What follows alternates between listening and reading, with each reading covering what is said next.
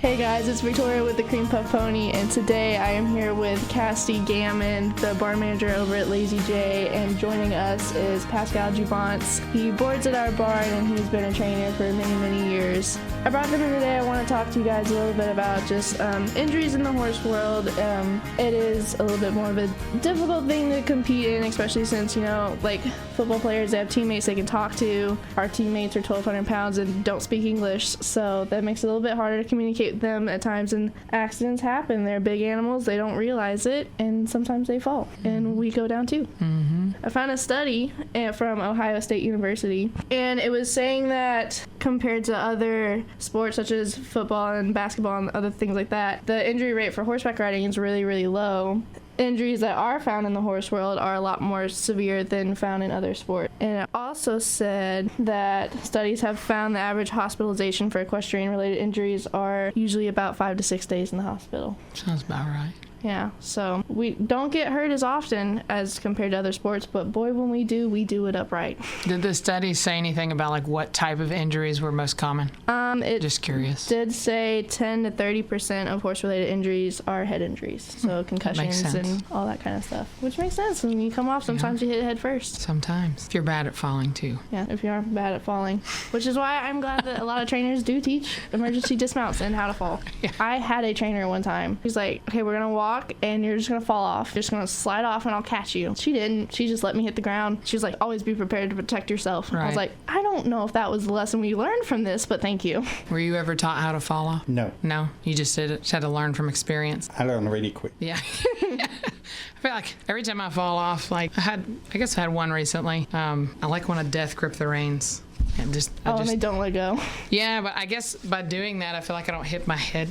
I always take it on my shoulder more so. I don't know. I always get worried whenever I watch people fall off and they keep holding on to the reins, because one, they're ripping their horses in the face, knocking them off balance. But on top of that, I feel like you're gonna hit more on your shoulder, but I feel like you're gonna get whiplash, like from when you finally do let go. Like you're just gonna smack back and hit your head. Maybe.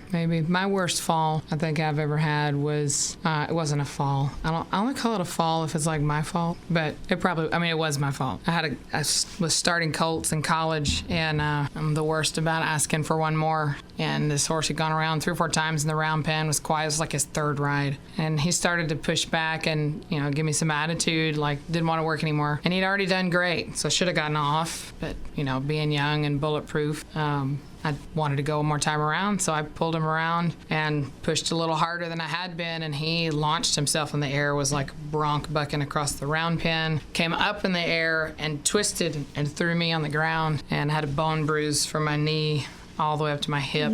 Still have like nerve damage on that side, but it's a nice day in the hospital. I've been lucky enough to not have to go to the hospital for any injuries, but I do think probably the worst one that I did have, I probably should have gone to the hospital for it, but I was like, just brush it off, walk it off, you'll be right. But I was out riding my horse in a field a little bit ways down the road from our house, and we were just galloping through the field having a good time, and she bucked, and I didn't have my girth tight enough, and so the saddle slipped a little bit, and I fell forward, and I was like kind of leaned up against her neck, and then she just bolted to the side, and I went off, and I hit like between kind of like where my neck and collarbone is, kind of connects, hit right there, slid a little bit, and then flipped over a couple times. Nice. I could not feel the left side of my body the next day. I feel like once you've gone through a couple of those, though, you feel pretty, they're either gonna like scare you, or you're like, I could take that again. Yeah. It's not that bad. Well, at the time I was like 13, and I was like, this is cool. Right. Whatever. So we just got back on and kept going, but I was just like, and it's funny too, because I remember that day, because I was planning on just going for a little trail ride, so I was like, I don't need a helmet. And then last second before we went out, I was like, I feel like I should put on a helmet. Yeah. And I'm really glad I did, because that probably would have been a lot worse had I not had a helmet on. Well, and like I've never done like a cross country course, and we started playing around with those jumps out front. We talked in your last podcast about your fall with Lula, like watching that happen, and then turn around, we had the kid right behind fall off right after that, and realizing that those jumps don't move. Yeah. That's my first time kind of playing around with those, and that became super real to me of how dangerous it is for the horse, especially, and then for the rider. Cross country to me is probably the most terrifying thing. It's probably the most dangerous, I would think, equestrian sport. there is. Yeah. And Pascal, you said something the other day that kind of caught my attention. Are you saying back in the day they used to train horses to jump an event, and that was what their score was based on, whereas now it's more based on a dressage horse that can do some jumps? And I guess I'm curious as to how that affects riders, and are they getting more injured now than they were back in the day? I think they are because of that change. When you're younger, you don't really care about falling. You realize it when you get old, and you wake up in the morning and you can predict the weather.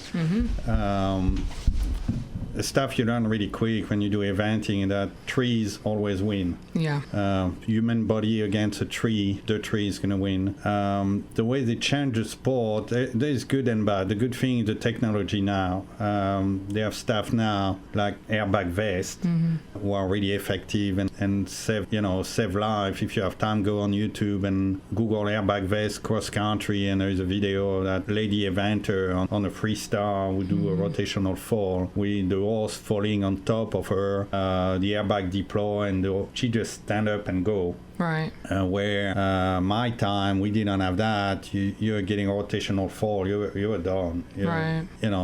If you were lucky, you're breaking some ribs. If you're unlucky, you were in a coffin. Neck, yeah. So technology make things easier. The way the sport changed, where time ago the cross country was where you were winning the event, and your horses were part of the decision making on fancy. They knew what they were doing. You had more trust on the horse than they are now. Now it's kind of the opposite. The horse trusts the rider more than before, where, on a big event, you were trusting your horse to, if you were making a mistake, the horse was saving your butt, where now, by the change of the way they ride, it's the opposite. The horse is waiting for the rider to make a decision at low level. High level, it's a kind of different story. Yeah, I think that was a big, for me, just starting to ride with you the first time going out there, like, leave him alone. I'm like, no, I don't want to leave him alone. Like, I want to hold and ride every single step to the fence and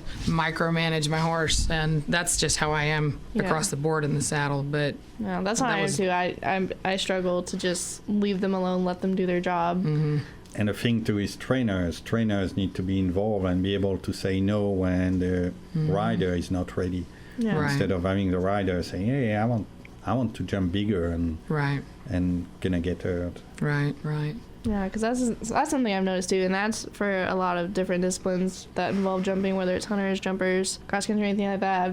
I've just seen a lot of kids jumping a lot higher than what they need to, and I feel like a lot of trainers are starting to kind of skip certain steps and really focus on building them up because they want to see results and their kid wants to go bigger. So they're just kind of like, okay, we can get you over the jump, but they're not really giving them the skills they need to really be able to ride a fence that big. Yeah, Pascal's over here with his fingers saying money, money, money, right? Yeah. Yeah, that's tough. I mean, that's a tough one for sure to know when to say no. Yeah. Because again, like you're saying, you want the clients happy, you want the kids happy, mom's happy, they're paying the bills, but ultimately you're the one that's responsible, and you've got to do right by not only the rider and yourself, but also the horse. If the horse isn't ready for it, then the horse doesn't have a voice. Right. So a lot going on. All right. Well, thank you both for coming in and speaking with me on the podcast, and I will see you all, my beautiful, lovely viewers, next week. Thank you.